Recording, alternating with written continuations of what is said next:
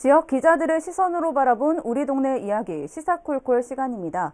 오늘은 디투뉴스 류재민 기자와 함께 우리 지역 정치권 소식 알아보도록 하겠습니다. 류재민 기자 나와 있습니까? 네, 국회에 나와 있습니다. 네, 대통령 선거가 끝난 지 얼마 안 돼서 그런지 선거 얘기가 참 많이 나오고 있습니다. 국회 분위기 어떻습니까? 네, 여기 국회야말로 대한민국 정치의 중심 아니겠습니까?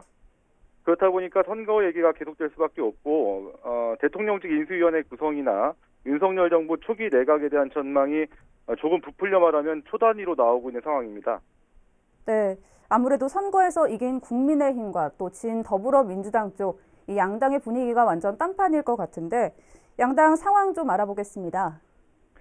먼저 민주당부터 말씀드리면 윤호중 원내대표가 비상대책위원장을 맡아서 비대위 체제로 전환을 했고요.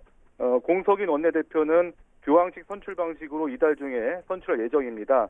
이 과정에서 당 쇄신 여론이 강하게 작용하면서 적지 않은 내분과 진통을 겪을 것으로 예상되고요. 반면에 국민의힘은 윤석열 후보가 대통령에 당선되면서 정권 교체에 성공을 했고요. 5년 만에 여당 지위를 얻게 됐는데요. 다만 이재명 민주당 후보와 득표율 차이가 얼마 나지 않았기 때문에 민심을 무겁게 받아들이고 겸손한 정치를 하겠다는 각오입니다. 네, 5월 10일에 윤석열 당선이 이제 대통령으로 취임을 하면 새로운 내각이 꾸려질 텐데 우리 지역에서 국회의원이나 정치권 인사 중에서 이 정부에 입각할 만한 분들 계실까요? 초대 정부 입각과 관련해서는 지역 언론이야 당연히 지역구 의원들을 띄워줄 수는 있는데요. 해당 의원들의 현재 위치라든가 국정 운영의 큰 틀에서 봐야 하는 측면이 좀 있거든요. 네, 좀 더 구체적으로 말씀해 주시면요. 예를 들어서 정진석 의원 같은 경우에는 현재 당내 최다선 5선 의원이고 국회 부의장이잖아요. 네, 그렇죠. 그런데 전반기 국회의장 임기가 올해 6월까지거든요. 대통령 취임은 5월 10일이고요. 특히 민주당이 상임위원장을 독식을 하면서 야당목 부의장을 늦게 받았잖아요. 네, 그렇죠. 국회 부의장이 된 지 몇 달 안 됐는데 그 직을 그만두고 국무총리를 하는 건 적절치 않다는 그 비판이나 지적이 있을 테고요. 왜냐하면 정진석 의원 같은 경우에는 초대 국무총리를 하지 않아도 후반기 국회의장에 나설 수도 있고요. 또 2년 뒤에 총선에서 6선에 당선이 되면 국민의힘이 다수당이 되고 22대 국회에서 전반기 국회의장을 할 수 있거든요. 네, 그럼 여러 가지 선택지가 있다는 말씀이십니까? 그렇죠. 어쨌든 개국공 신 중 한 명이니까요. 그것도 아니면 대통령 임기가 5년이기 때문에 총리를 할 기회도 얼마든지 열려 있고요.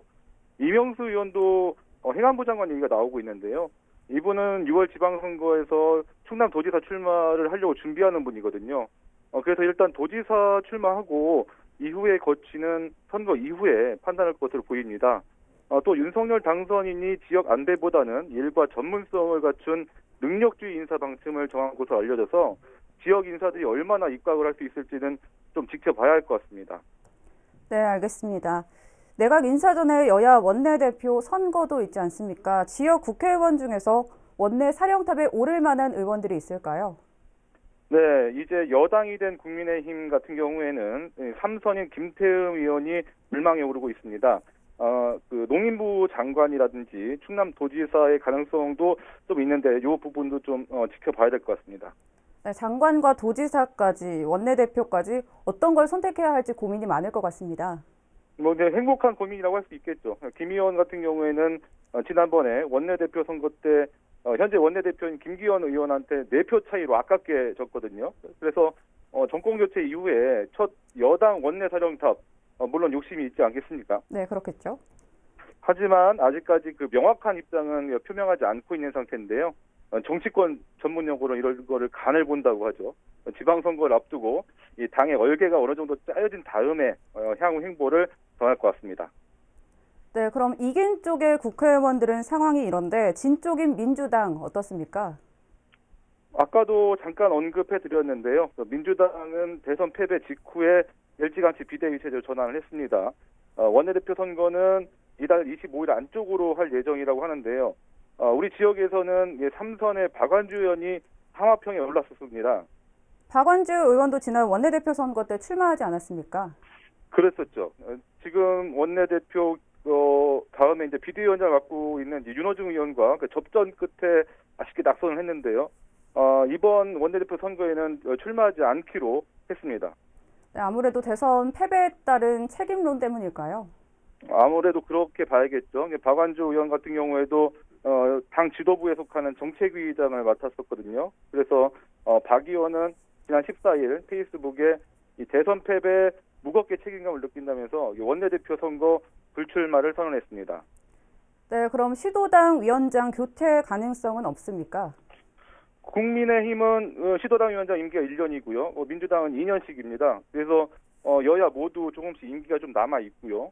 하지만 지방선거가 이제 한 몇 달 남지 않았기 때문에 이 교체를 하는 것은 물리적으로 어렵고요.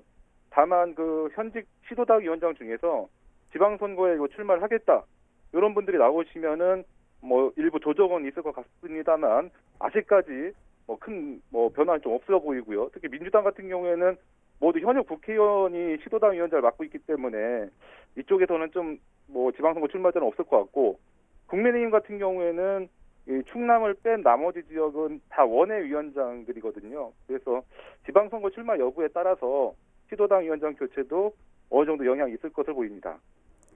네, 어쨌든 6월에 지방선거가 남아있기 때문에 지역 국회의원이나 정치인들의 거취나 행보는 조금 더 지켜봐야 할 것 같습니다. 오늘 말씀 여기까지 듣겠습니다. 지금까지 디츠뉴스 류재민 기자와 함께했습니다. 말씀 감사합니다. 맞습니다.